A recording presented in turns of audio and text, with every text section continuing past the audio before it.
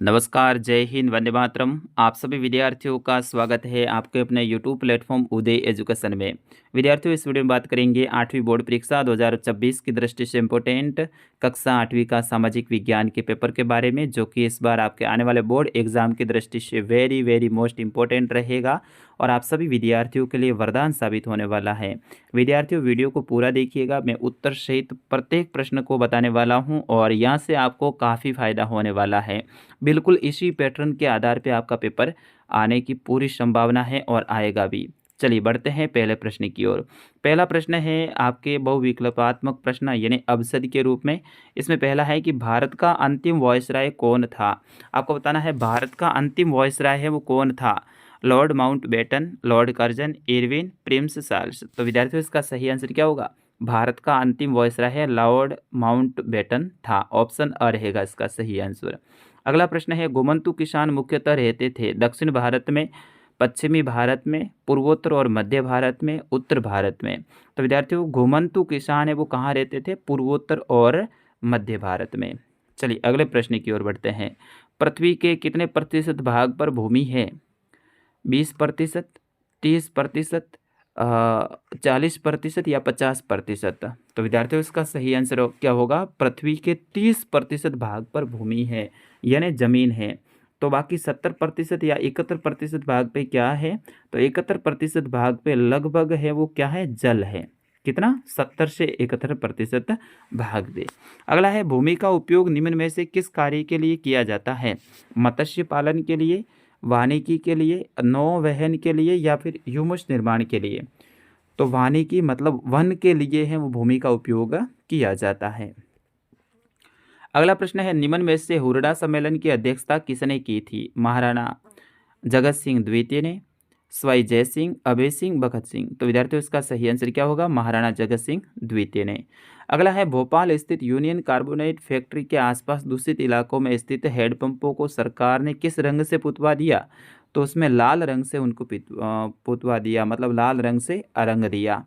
अगला है राजपूत शासकों में एकता का अभाव था क्योंकि उनके निर्णय की अस्पष्टता थी। अगला है स्वच्छ भारत अभियान का संबंध किस क्षेत्र से है। तो स्वच्छ भारत अभियान का संबंध है वो ग्रामीण विकास से संबंधित है। ऑप्शन स रहेगा इसका सही आंसर। नवा प्रश्न है भारत के लिए समुद्री मार्ग की खोज किसने और कब की थी। तो विद्यार्थियों, इसका सही आंसर होगा भारत के लिए समुद्री मार्ग की खोज पुर्तगाली नाविक वास्को डी गामा ने 1498 में की थी। किसने की थी, वास्को डी गामा ने। कब की थी, 1498 में। अब आगे के जो आपके प्रश्न है 10वां, इसमें आपको कोष्टक में जो दे रखे हैं इन्हीं में से आपको भरना है। तो मानव संसाधन ही अंतिम संसाधन है, तो यहाँ पर मानव लिखना है। क्या लिखना है, मानव। अगला है पृथ्वी पृष्ठ के 1/3 क्षेत्र में रहने वाले लोगों की संख्या को जनसंख्या घनत्व कहते हैं। एक इकाई क्षेत्र में रहने वाले लोगों की संख्या को जनसंख्या घनत्व कहते हैं। तो यहाँ पर घनत्व आपको भरना है। उत्तर देखो मैंने दे रखा है पीछे। और गंगा के मैदान में विश्व के सबसे अधिक घने बसे क्षेत्र हैं, तो गंगा लिखना है। इसमें क्या लिखना है, गंगा। और अगला है लोग उन क्षेत्रों में रहने को प्राथमिकता देते हैं जहां अलवणीय जल आसानी से उपलब्ध होता है, तो अलवणीय इसमें भरना है। उसके बाद में आपको सूची 1 को सूची 2 से मिलान करना है। तो इसमें देखिए राजस्थान में सर्वाधिक लिंगानुपात, तो इसमें ऑप्शन ग रहेगा, डूंगरपुर जिले में है। राजस्थान में सबसे कम साक्षरता, तो राजस्थान में सबसे कम साक्षरता है वो आपके रहेगी जालौर जिले में। मरु महोत्सव है वो कहाँ मनाया जाता है, जैसलमेर में। और राज्य राजमार्ग है वो राज्य सरकार के अधीन महत्वपूर्ण सड़कें होती है। तो इस तरह से आपको इसमें मिलान करना है। 12वां प्रश्न है सत्य असत्य की पहचान करनी है।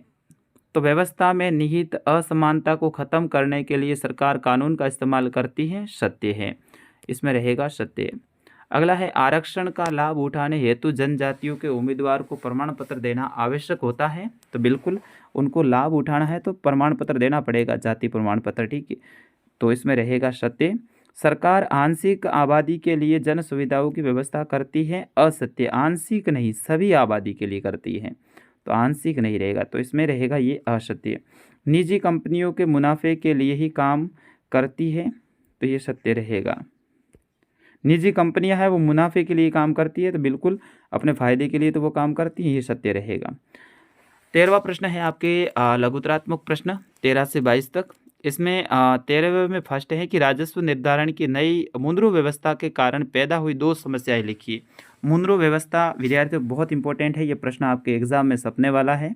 तो इसमें 2 समस्याएँ क्या पैदा हुई थी? पहली तो है मुद्रा व्यवस्था में ऐसा माना गया है कि इसमें सामान्य किसान संपन्न उद्यमशील किसानों में परिवर्तित हो जाएँगे, किंतु ऐसा नहीं हुआ। इसमें बताया गया था कि सामान्य किसान है ना, वो भी उद्यमशील किसानों में परिवर्तित हो जाएँगे, जबकि ऐसा हुआ नहीं। अगला है राजस्व अधिकारियों ने भू राजस्व की दर काफ़ी ऊँची रखी थी।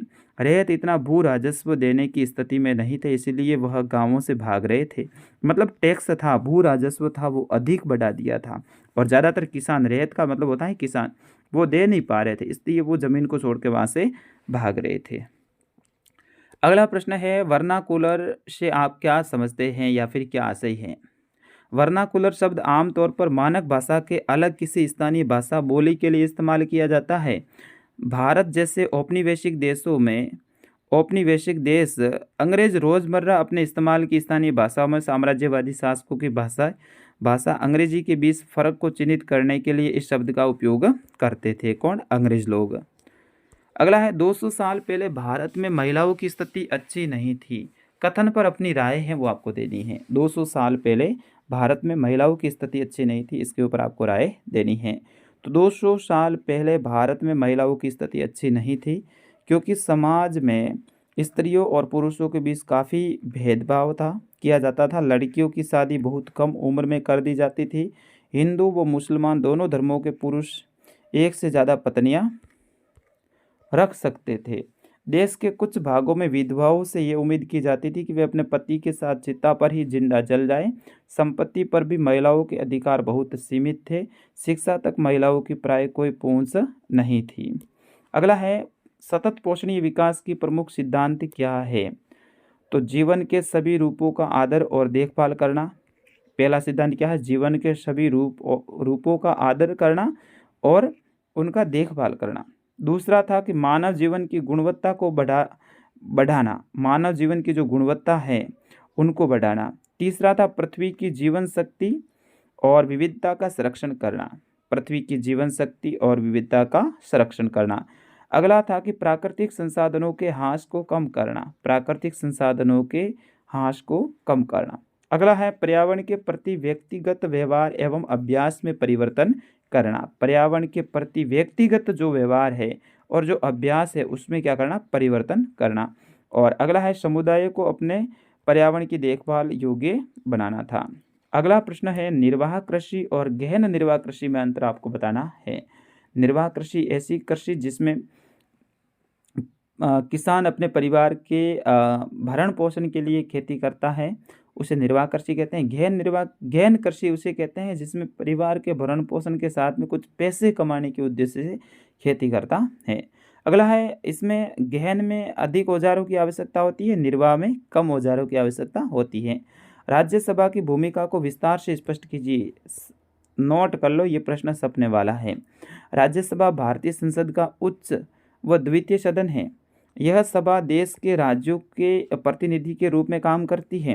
राज्यसभा की कोई कानून बनाने का प्रस्ताव प्रस्तुत कर सकती है। राज्यसभा कोई भी कानून बनाने के लिए प्रस्ताव है प्रस्तुत कर सकती है। किसी विधेयक को कानून के रूप में लागू करने के लिए ये जरूरी है कि उसे राज्यसभा की मंजूरी मिल चुकी हो और राज्यसभा लोकसभा द्वारा पारित कानूनों की समीक्षा करती है। अगर जरूरत हुई तो उसमें संशोधन भी करती है। 18वां प्रश्न है भारत में अदालतों की संरचना कैसी है? तो भारत में अदालतों की संरचना कैसी है? निचली अदालत से ऊपरी अदालत तक भारतीय न्यायपालिका की संरचना एक पिरामिड जैसी है, जिसमें सबसे ऊपर सर्वोच्च न्यायालय, सबसे ऊपर क्या है? फर्स्ट नंबर पे सर्वोच्च न्यायालय, उसके नीचे राज्यों के उच्च न्यायालय, उसके बाद में क्या है? राज्यों के उच्च न्यायालय हैं। 24 उच्च न्यायालय हैं अपने भारत में, ध्यान रखना। सबसे निचले स्तर पर अधीनस्थ न्यायालय हैं या फिर जिला अदालतें हैं। सर्वोच्च न्यायालय के फैसले देश के बाकी सारी अदालतों को मान्य होते हैं। इस प्रकार भारत में एकीकृत न्याय व्यवस्था है। अगर किसी भी व्यक्ति को लगता है कि निचली अदालत द्वारा दिया गया फैसला सही नहीं है तो वो ऊपर की अदालत में अपील कर सकता है। 19वां प्रश्न है अंग्रेज कंपनी के किन दो कार्यों ने राजस्थान में कंपनी के विरुद्ध असंतोष की भावना का प्रचार किया?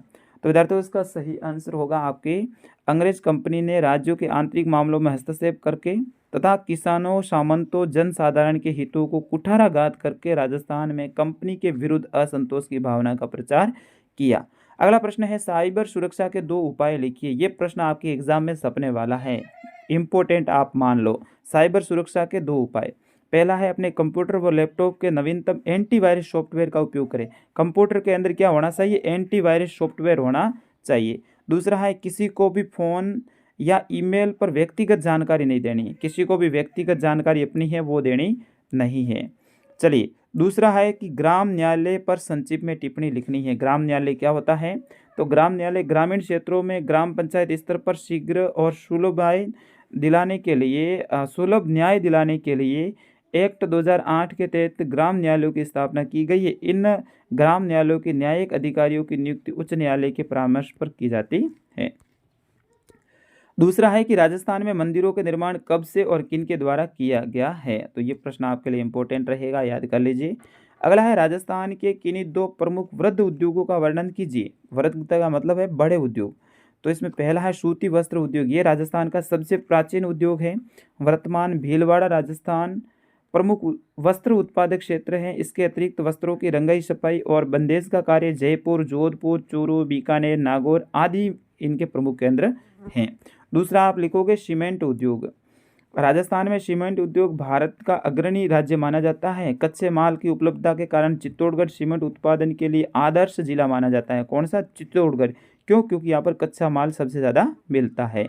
राज्य के सीमेंट कारखानों में Birla cements works, Udaipur cements works, Mangalam cement, JK white cement, Shri cement, JK cement आदि प्रमुख हैं। अगला प्रश्न है राजस्थान के मानचित्र आएगा, उसमें आपको जिले भरने हैं। तो जयपुर, उदयपुर, बीकानेर, जोधपुर, पाली और कोटा ये जिले आपके लिए इंपॉर्टेंट रहेंगे। अगला है 23वां की हथकरघा उद्योग की कोई 4 विशेषताएं लिखनी है। और इसी में दूसरा रहेगा निम्नलिखित पर टिप्पणी लिखी। असहयोग आंदोलन, जलियांवाला बाग हत्याकांड, साइमन कमीशन, इनमें से किसी 2 के ऊपर आपको लिखनी है। 24वां प्रश्न है, इनके उत्तर देने हैं। भूमि को महत्वपूर्ण संसाधन क्यों माना जाता है? भूमि निम्नीकरण के 2 कारण लिखिए। और अथवा में रहेगा कच्चे माल के उपयोग के आधार पर उद्योग के विभिन्न प्रकारों को स्पष्ट कीजिए। इसी में दूसरा रहेगा वनों से क्या लाभ है, विस्तार पूर्वक आपको बताना है। अथवा में ऑप्शन रहेगा उद्योग शब्द का क्या तात्पर्य है, उद्योग को प्राय आधुनिक उद्योग का मेरुदंड क्यों कहा जाता है, वो आपको लिखना है। 25वां है, इनको उत्तर देने हैं। मौलिक अधिकारों से आप क्या समझते हैं? भारतीय संविधान में उल्लेखित मौलिक अधिकार है वो बताने हैं। अथवा में ऑप्शन रहेगा संविधान का अर्थ बताइए और भारतीय संविधान में दिए गए मौलिक अधिकारों के उद्देश्य को स्पष्ट करते हुए डॉक्टर अंबेडकर ने क्या कहा था वो आपको लिखना है। स्क्रीनशॉट ले लीजिएगा इन प्रश्नों का, आप अच्छे से याद कीजिए। चलिए अगला है कि एक ही धर्म के भीतर अलग अलग दृष्टिकोण हो सकते हैं, उदाहरण के द्वारा आपको समझाना है। भारतीय धर्मनिरपेक्षता, अमेरिकी धर्मनिरपेक्षता के बीच मुख्य अंतर बताइए। इसको आप मोस्ट इम्पोर्टेंट मान लीजिए क्योंकि ये प्रश्न बहुत इम्पोर्टेंट रहेगा। तो इस तरह से ये आपके कुल 25 प्रश्न आने वाले हैं इस बार बोर्ड के एग्ज़ाम में, और बिल्कुल ऐसा ही पेपर आपके एग्ज़ाम में देखने की पूरी संभावना है, देखने को मिलने वाला है। तो विद्यार्थियों इस वीडियो को ज़्यादा से ज़्यादा शेयर कीजिएगा आपके मित्रों तक, और कक्षा 8 के सभी विषय के पेपर देखने के लिए आप चैनल को सब्सक्राइब अभी कर दीजिए। आपका अपना चैनल है, आप सब्सक्राइब करके साथ ही पास में जो बेल आइकन है उसके ऊपर ऑल के ऊपर सेलेक्ट कर देना। जब भी हम नया वीडियो डालेंगे आपके फ़ोन में सूचना आ जाएगी, आप आराम से देख लीजिए। तो फिलहाल इस वीडियो में इतना ही। नमस्कार, जय हिंद, वंदे मातरम।